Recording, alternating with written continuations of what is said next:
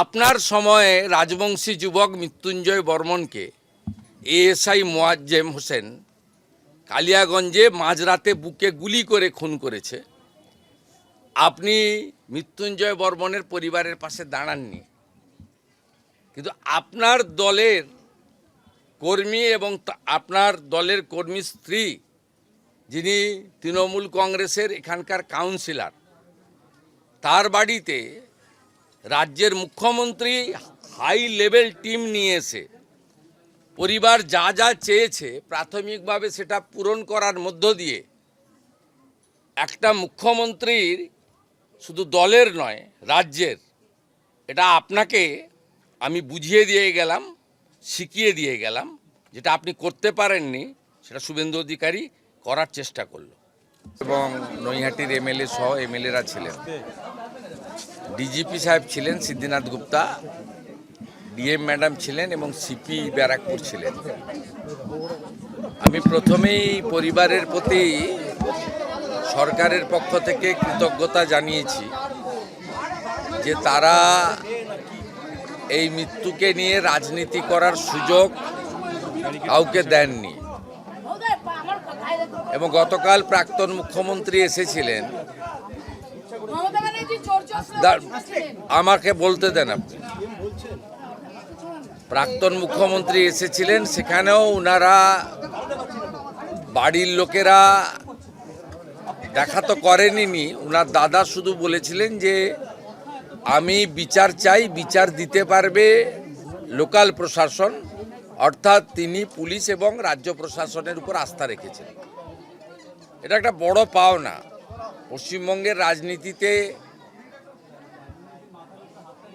বিভিন্নভাবে, ধরুন কোথাও পুলিশের গুলি চালনাতে, সেখানে পুলিশের দোষ বা অন্য কার দোষ আমি জানি না, রাজনৈতিক সংঘর্ষে,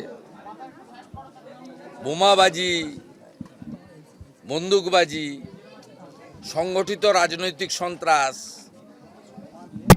এবং পুলিশের হেফাজতে বা রাজনৈতিক হেফাজতে অনেককে রাজনৈতিকভাবে তুলে নিয়ে গিয়েও খুন করা হয়েছে, এমন অনেক উদাহরণ রয়েছে এই পশ্চিমবঙ্গে। কিন্তু আপনারা, আমি প্রয়াত জ্যোতিবাবুর কথা বলবো না, প্রয়াত বুদ্ধবাবু এবং প্রাক্তন মুখ্যমন্ত্রী মমতা ব্যানার্জির সময়ে একটা উদাহরণ দেখাতে পারবেন না যে রাজ্য সরকারের প্রশাসনিক প্রধান মুখ্যমন্ত্রী, তিনি রাজ্য মন্ত্রিসভার সদস্য ডিজিপি, তাকে সাথে নিয়ে রাজনৈতিক ভিন্নমত পোষণ করা লোকের বাড়িতে এসেছেন, তার বক্তব্য শুনে তাকে সরকারের যে কর্তব্য সেটা পালন করার জন্য, এই উদাহরণ আপনি পাবেন না, যেটা আমাদের সরকারের সময় আপনারা দেখতে পাচ্ছেন। পরিবারও কমপ্লিটলি তৃণমূল পরিবার, ওর মিসেস কাউন্সিলর, তারাও বর্তমান সরকার এবং পুলিশ প্রশাসনের উপরে, হায়ার লেভেলের উপর, লোকাল পুলিশের উপর ওদের অভিযোগ আছে, সিপি ডিজিপির উপরে, ডিএম এর উপরে, চিফ মিনিস্টারের উপরে, লোকাল এমএলএর উপরে কনফিডেন্স রেখেছে। এটা আমাদের বড় পাওনা। ওনার পরিবার আমার কাছে দুটো জিনিস চেয়েছেন। বলেছেন পুলিশের হেফাজতে মারা গেছে এবং আমরা জেনেছি শারীরিক অত্যাচার হয়েছে। আপনাকে দোষী পুলিশদের বিরুদ্ধে কঠোর ব্যবস্থা নিতে হবে। দ্বিতীয়, উনি বলেছেন দুটো বাচ্চা আছে, উনি আর্নিং মেম্বার ছিলেন, এদের পড়াবো কি করে, আমি খাবো কি, আপনাকে আমার ভবিষ্যতের দায়িত্ব নিতে হবে আর বাচ্চাদের পড়ানোর দায়িত্ব। তৃতীয়টা উনি বলেননি, আমরা করেছি। আমি ওনাদেরকে যেটা বলেছি সেটা আপনাদের বললাম, যে পুলিশের লকআপে বা হেফাজতে মারা গেছে, এটা তো দিনের আলোর মতো সত্যি। কতটা শারীরিক অত্যাচারে মারা গেছে বা কিভাবে মারা গেছে, এটা আমি বা ডিজিপি সাহেব বলতে পারবো না। তিনজন ডাক্তারের নেতৃত্বে যে পোস্টমর্টম হয়েছে ভিডিওগ্রাফি দেখে, তাদের রিপোর্ট যতক্ষণ না পুলিশ আইও কালেক্ট করছে ততক্ষণ এটাতে কনক্লুশনে আসা যাবে না যে পুলিশের গাফিলতি প্রমাণিত, কারণ তাদের কাস্টডিতে মারা গেছে। এবারে কতটা কি অত্যাচার করেছে ইন ডিটেলস পিএম রিপোর্টে পাওয়া যাবে। আমরা প্রাথমিকভাবে থানার আইসিকে ক্লোজ করছি পুলিশ লাইনে, আর আইও ইনভেস্টিগেটিং অফিসার তাকে সাসপেন্ড করছি। ম্যাজিস্ট্রেরিয়াল ইনকোয়ারি এক্ষেত্রে প্রোটোকল ম্যান্ডেটারি। সাধারণত ডেপুটি ম্যাজিস্ট্রেট লেভেলে বা এসডিও লেভেলে ইনকোয়ারি হয়। আমরা এক্ষেত্রে ঘটনার গুরুত্ব অনুভব করে এবং পরিবারের দাবি মেনে উত্তর চব্বিশ পরগনা জেলা শাসক মহোদয়াকে ম্যাজিস্ট্রেরিয়াল ইনকোয়ারি করার জন্য দায়িত্ব দিচ্ছি। চিফ সেক্রেটারি বিকালের মধ্যে তার নোটিফিকেশন বের করে দেবেন, অফিসিয়াল অর্ডার বের করে দেবেন। আমি ফিরে গিয়েই করে দেবো ফাইলে সই। সেকেন্ড হচ্ছে ওর পরিবারকে আমি হোম মিনিস্টার, বছরে 3টে অ্যাটেন্ডেন্ট পাই। আমি ও স্ত্রীকে আমার অ্যাটেন্ডেন্ট হিসেবে চাকরি দিলাম। উনি শোক কাটিয়ে ওঠার পরে লোকাল থানার সঙ্গে অ্যাটাচ থাকবেন এবং 12 মাস 15,000 টাকা করে এরা পায় অ্যাটেন্ডেন্ট। 12 মাস কমপ্লিট হলে গ্রুপ ডিতে পার্মানেন্ট হয়ে যায়, কারণ বাকি চাকরি তো পরীক্ষা দিয়ে হয়, আমরা তো ওভাবে চাকরি দিতে পারি না। C agreed. আমরা থার্ড যেটা বলেছি যে মৃত্যু অর্থ দিয়ে হয় না, কিন্তু সব প্রদেশেরই সরকার, কেন্দ্রের সরকার একটা দায়িত্ব থাকে। এই জন্য CM relief fund, PM relief fund, এই জন্যই ডিজাস্টার ম্যানেজমেন্ট ফান্ড, এই জন্যই থাকে, এক ব্যবস্থা থাকে সরকারের। ওরা আমাদের কাছে অর্থ চায়নি, কিন্তু আমি চিফ মিনিস্টার রিলিফ ফান্ড থেকে 10 লক্ষ টাকার একটি চেক আপনার মিসেসকে দিয়েছি। বলছি এটা আপনাকে নিতে হবে না, আপনাকে একটা চাকরি, ছোট চাকরি হলেও দিলাম আমরা। 2টো বাচ্চার নামে আপনি MIS করে দেন, ওদের পড়াশোনাটা দেখতে হবে। আর পোস্টমর্টম রিপোর্টে যা আসবে এবং ডিস্ট্রিক্ট ম্যাজিস্ট্রেটের নেতৃত্বে ম্যাজিস্ট্রেরিয়াল ইনকোয়ারিতে যা রেকমেন্ডেশন দেবে তার ভিত্তিতে পরবর্তী পদক্ষেপ আমরা মেনে চলব। কাস্টোডিয়াল ডেথের ক্ষেত্রে সুপ্রিম কোর্টের, NHRCর এবং রাজ্য সরকারের নিজস্ব কিছু ব্যবস্থা রয়েছে, সেই ব্যবস্থা মেনেই এটা করবেন। ডিজিপি সাহেব পার্সোনালি এবং হোম সেক্রেটারি ম্যাডাম পার্সোনালি এটা লুক আফটার করবে এবং আমাকে রিপোর্ট দেবে, এবং MLA এবং সিপি প্রপারলি লোকাল ফ্যামিলিকে ইনফর্ম করতে থাকবে যে সরকারের ইনভেস্টিগেশন এবং তার অ্যাকশানের প্রসিডিওরটা কী হলো।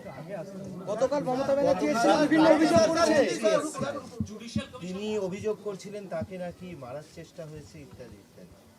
দেখুন, আমি আপনাকে প্রথমত বলি, উনি প্রাক্তন মুখ্যমন্ত্রী এবং একজন বিশিষ্ট রাজনৈতিক নেতা বা নেত্রী হিসেবে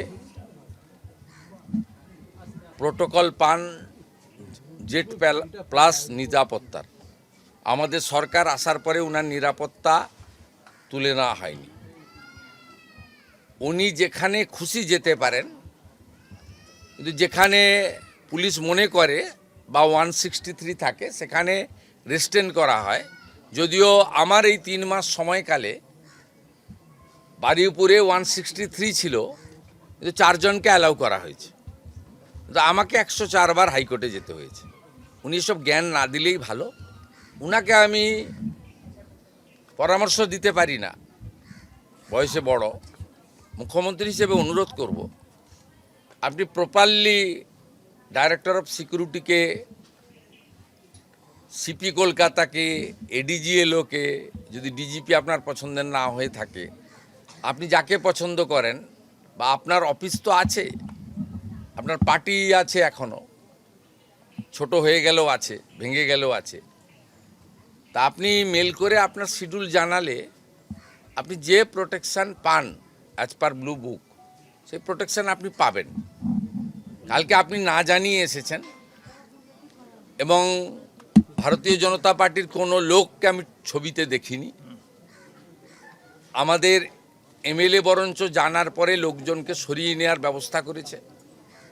আর আমি সিপিকে ধন্যবাদ দেব, তিনি ডিসির নেতৃত্বে, আমি টিভিতে আপনারা এখনও দেখাচ্ছেন, মাঝে মাঝে দেখেছি, অন্তত কয়েকশো পুলিশ ছিল।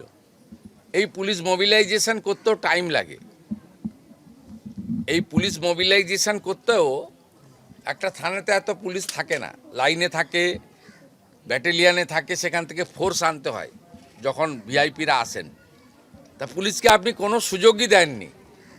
তারপরেও আমি বলবো কিছুই ঘটেনি।